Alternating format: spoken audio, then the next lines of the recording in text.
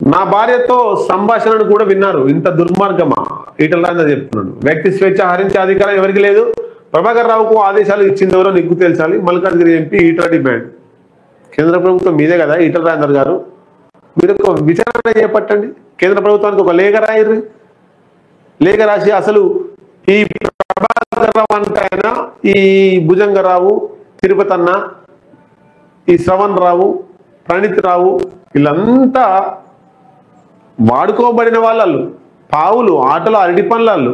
అసలు వాళ్ళతో చేయించింది ఎవరు?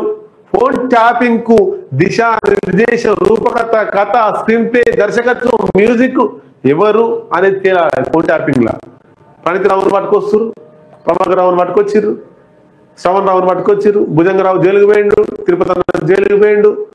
ఏమి వాళ్ళు పోయొచ్చారు. కానీ అసలు దొంగవాడు, దొంగతనం చేయమని చెప్పింది వాడు, వాడు బయటికి రావాలి కదా. సినిమాలో పనిచేసేటువంటి కెమెరామెన్, మ్యూజిక్ డైరెక్టర్ని, మ్యూజిక్ కొట్టాయను వాళ్ళని పట్టుకుంది కాదు. అసలు సినిమా తీసింది ఎవరు, సినిమా తీయమని చెప్పింది ఎవరు, దాని కథ రాసింది ఎవరు పట్టుకుని రావాలి.